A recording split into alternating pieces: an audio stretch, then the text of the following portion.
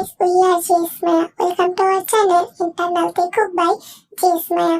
যেহেতু এটা আমার দ্য ফার্স্ট ভয়েস ভিডিও, আমার অনেক ভুল ত্রুটি হবে, সেগুলো কমেন্টের মাধ্যমে জানিয়ে দেবে যাতে এগুলো আমি ঠিক করে নিতে পারি। আর এটা গল্প হচ্ছে একটা ফেসবুক থেকে নেওয়া, খাতাটা আমার কাছে ছিল না, যে দিকটুকু ছিল আমি শুধু থিমটা সেম রেখে বাকিটুকু নিজের মতো করে নিয়েছি।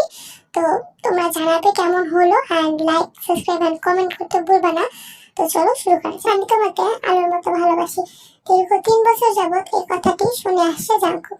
যখনই জাংকুক তেকে বলে তুমি আমাকে কতটুকু ভালোবাসো, তখনই তে জাংকুককে বলবে আমি তোমাকে আলোর মতো ভালোবাসি। মাঝে মাঝে জাংকুক খুব বিরক্ত হয়, কিন্তু যখন তের কিউট বাচ্চা বাচ্চা মুখটার দিকে তাকায়, তখন তার সব বিরক্ত যেন লাফিয়ে পালায়। তেকে ঘিরে যে তার একরাশ মুগ্ধতা। জিয়ন জাংকুক এবার অনার্স ফাইনাল ইয়ারে, আর যে জাংকুককে আলোর মতো ভালোবাসে সে হলো তার গ্রেট অষ্টম আশ্চর্য কিম তায়ং। তাকে কেন গ্রেট অষ্টম আশ্চর্য বলা হলো তা একটু পরে বুঝতে পারবে। চলো না আলো বেবি, আমার খুব ক্ষুধা পেয়েছে, কিছু খেয়ে আসি। উফ তে, তোমাকে না কতবার বলেছি আলু বলবা না। এটা শুনলে সবাই হাসাহাসি করে। কেন হাসাহাসি করবে? আমি তো তোমার আলুটাকে ভালোবেসে, অন্যরা কেন হাসাহাসি করবে? বলেই তে জাংকুকের দিকে এমন ভাবে মুখ করে তাকায় যেন সে এখনই কেঁদে দেবে। আর জাংকুক এটাই সহ্য করতে পারে না।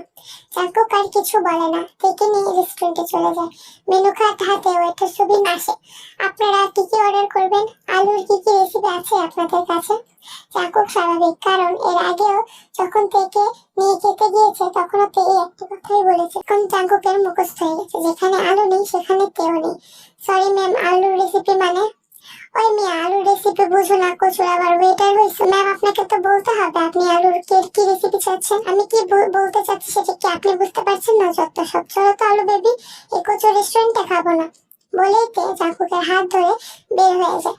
কিছুটা গিয়ে আবারও ফিরে এসে ভেপাচিকা খাওয়া হা করে তাকিয়ে থাকা সুবিনের, এই কচু আপনার নাম কি? জি। আলু বেবি, আমার কিন্তু মাথা গরম হয়ে যাচ্ছে, এই কচুকে তার নাম বলতে বলো। জাংকুক আর উপায় না পেয়ে বলে আপনার নামটা কি ভাইয়া? জি ভাইয়া সুবিন। কিন্তু উনি আপনার কে হয়? আর উনি এসব আবল তাবল কি বকছেন? আচ্ছা ভাইয়া, উনি কি পাগল? ব্যাস হয়ে গেল। আচ্ছা সুবিনকে বাঁচাই কে? তেলে বেগুনে ফেটে পড়লো তে, তাকে পাগল বলা? এই কচুরি, আপনাদের ম্যানেজার কই? না, আমি মালিকের কাছে বিচার দেব। কই সে? ডাকুন তাকে। আমাকে পাগল বলা? আজ তো বেবি চলো এখান থেকে, এসব কচুদের সাথে কথা বলে তোমার আলুর মতো মুখটা ব্যথা করতে হবে না। তেই যেন আকাশ থেকে পড়লো। জাংকুক তাকে আলু বলে ডাকলো, এটা কি সত্যি? বেবি তুমি আমাকে আলু বলে ডাকলে? হ্যাঁ বেবি, চলো এখন এখান থেকে। পরের দিন ভার্সিটিতে জাংকুকের মামাতো বোন লিসা এসেছে ঘুরতে। মূলত জাংকুকের সাথেই এসেছে। জাংকুক এর সাথে পরিচয় করিয়ে দেবে, যদিও জাংকুক প্রথমে নিয়ে আসতে চায়নি লিসার গায়ে পড়া স্বভাবের জন্য। লিসা জোরাজোরি করেই এসেছে। জাংকুক বেচারা ভয়ে আছে, না জানি লিসাকে দেখলে সে কি রিয়াক্ট করে। একটু পরতে দেখে জাংকুক আসছে, তাও তার হাত ধরে আছে একটি মেয়ে, যা দেখে তের মাথা গরম হয়ে যায়। তার রাগে মুখের ধরন বদলে যায়, রেগে মেগে এগিয়ে যায় ওদের দিকে। জাংকুক তের ভাবনায় ছিল কি রিয়াক্ট করবে, লিসার হাত ধরা খেয়াল করেনি।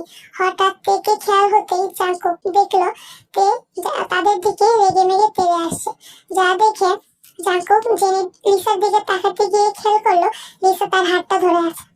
এই আমার হাত ছাড়, হাত ধরে আছিস কেন? বলেই হাত ছাড়াতে যাবে, এমন সময় লিসা আরো শক্ত করে হাতটা ধরে, যা দেখে তের মাথা আরো গরম হয়ে যায়। এত বড় ভার্সিটিতে আমি যদি হারিয়ে যাই তখন কি হবে জাংকুক ভাইয়া? এমন করছে কেন? একটু হাতটা ধরে থাকি না। এই কথা শুনে জাংকুক কিছু বলবে তার আগে সেখানে তে এসে যায়। জাংকুক মনে মনে বলে শেষ, এই আলু টুকু মানে এতে আজ আমার কি অবস্থা করে আল্লাহ জানে। বেবি চলো। এই কে তুমি বেবি বলছো? তের মেজাজটা আরো খারাপ হলো। তে গিয়ে জোর করে লিসার হাত থেকে জাংকুকের হাত ছাড়িয়ে নিজে হাত ধরলো। লিসা রেগে যায় আর বলে তোমার সাহস তো কম না, তুমি ওর হাত ধরেছো। আলু কে এই কচু? কচু নাম শুনে জাংকুক বুঝলো জেনিকে তার পছন্দ হয়নি। আসলে তে যাকে ভালো লাগে সে তাকে আলু বলে, এবং যাকে ভালো না লাগে তাকে সে কচু সম্বোধন করে। কারণ কচু গলা চুলকানো একটা জিনিস, আর তে যাকে পছন্দ না তাকে চুলকানো টাইপই মনে করে থাকে। আমার মামাতো বোন লিসা ঘুরতে এসেছে। ও ননদিনী, চলো তোমায় ঘুরাই। কে তোমার ননদিনী? আর তোমার সাথে বা ঘুরবো কেন? যার সাথে এসেছি তার সাথে ঘুরবো। ফার্স্ট, তুমি যেহেতু আলু মানে আমার বয়ফ্রেন্ডের মামাতো বোন হও, সেহেতু তুমি আমার একমাত্র কোচে ননদিনী। সেকেন্ড, আমি আমার সাথে ঘুরতে বলিনি, বলেছি ঘুরাবো। আগে সেকেন্ড কাজটা করি, তারপর থার্ডটা বলবো, ওকে করছো? কথাটি বলেই লিসাকে গোল গোল ঘোরাতে লাগলো তে। ভার্সিটির সবাই মজা নিচ্ছে, কারণ এটা নতুন না। জাংকুকের পাশে যেই ঘেসেছে তাকে সে বুঝিয়ে দিয়েছে তেকে চিজ। লিসা রেগে আগুন, জীবনে ফার্স্ট কেউ তাকে এমন ভাবে হেনস্থা করলো, তাও আবার তার ভালোবাসাটা। যে হেনস্থা হতে হলো তার কি হবে? এবার থার্ডটা বলে, এই আলু ভাই এদিকে আসো তো। জাংকুকের ভাই সুগা তের সাথেই পড়ে, জাংকুকের তের বেস্ট ফ্রেন্ড। সুগা এখন ভালো করেই বুঝতে পারছে এই এলিসার সাথে তারও আজ খবর করে ছাড়বে তে। জি বলেন আলু ভাবি সাহেবা। এই না হলে আমার আলু দেবর। আচ্ছা শোনো আলু দেবর, তোমার একটা কাজ করতে হবে, এটি তোমার আলু ভাবি সাহেবার আলু আদেশ। আমার ঘাড়ে কয়টা আলু না মানে কয়টা মাথা আছে যে আপনার আদেশ অমান্য করব? আদেশ করুন আলু ভাবি সাহেবা। জাংকুক এই দুর্বাদরের কথা শুনে হাসছে। আচ্ছা শোনো আলু দেবর, তোমার আলু ভাবি সাহেবা হিসেবে তোমাদের মানে আমার একমাত্র কচু ননদ আর একমাত্র আলু দেবরকে খুশি রাখা আমার আলু দায়িত্ব। তাই এখন তোমার একমাত্র আলু কাজ হলো আমার একমাত্র মামাতো কচু ননদিনীকে ঘোরানো। আমি একটু ঘুরাইছি, কিন্তু আমার মামাতো কচু ননদের ইচ্ছে যার সাথে এসেছে তার সাথে ঘুরবে। এখন তুমি আমার আদেশ পালন করতে আমার কচু ননদিনীকে নিয়ে ঘোরা। তোগা তখন দৌড় মারবে নাকি হাত পা ছড়িয়ে কাঁদবে বুঝতে পারছে না, তাই কিছু না ভেবে ঘুরতে যাবে। তখনই আরে আরে আলু দেবর এইভাবে কেন? হাত ধরো, হারিয়ে যাবে তো। দেখো না আমার আবার আলু হাত ধরেছিল, এই কচু ননদিনী হারিয়ে যাবে বলে এখন আমার আলুর হাত ধরেছি আমি। তুমি বরং এই কচু ননদিন হাত ধরে ঘোরা শুরু করো। সুগা হাত ধরে ঘুরতে নিয়ে যাবে, তখনই এই আলু দেবর তুমি এমন কচুর মতো কাজ করছো কেন? কেন আলু ভাবি সাহেবা? ঘুরতে এইদিকে যেতে হবে কেন? এখানেই ঘুরো। আচ্ছা আমি দেখাচ্ছি বলেই তে দুজনকে গোল গোল ঘোরাতে লাগে। সুগা তো মাথা ঘুরে ঠাস করে পড়ে গেল, আর লিসা মাথা ধরে বসে পড়লো। তো কেমন লাগলো ঘোরাটা? অনেক আলু না? হোয়াট, কি সব বলছো তুমি? আর করছি বারে মামাতো কচু ননদিনী, তুমিই তো বললে ঘুরবে। স্টুপিড, আমি এই ঘোরার কথা বলিনি। এই লিসা ভালোভাবে কথা বল ওর সাথে, ও তোর ভাবি হয়। আরে আলু তুমি থামো তো, আমি কথা বলছি। আচ্ছা তাহলে তুমি কেমন ঘোরার কথা বলেছো?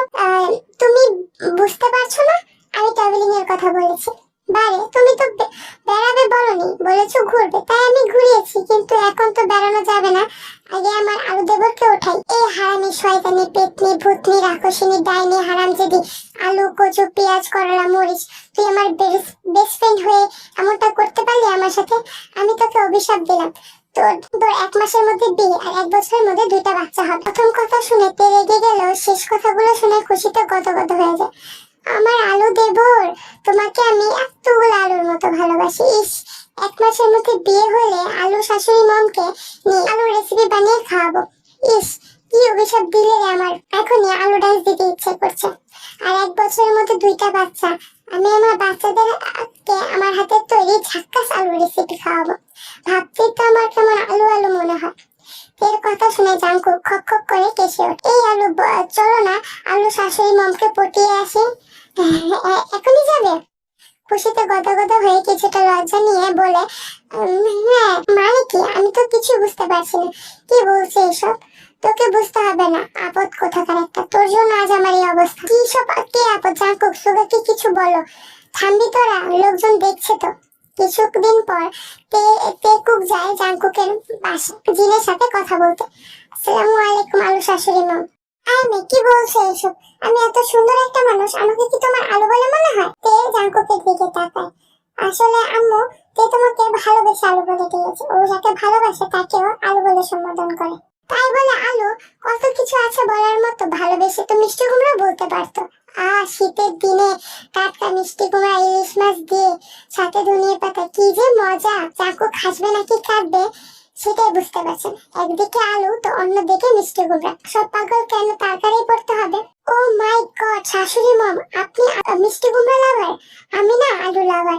এই শীতে তাহলে দুজন মিলে আলু মিষ্টি কুমড়া ঝাক্কাস রেসিপি করে আলু দেব আর আলুকে খাওয়ানো যাবে। এর কথা শুনে জিন তো খুশিতে পাগল হয়ে যাবার জোগাড়।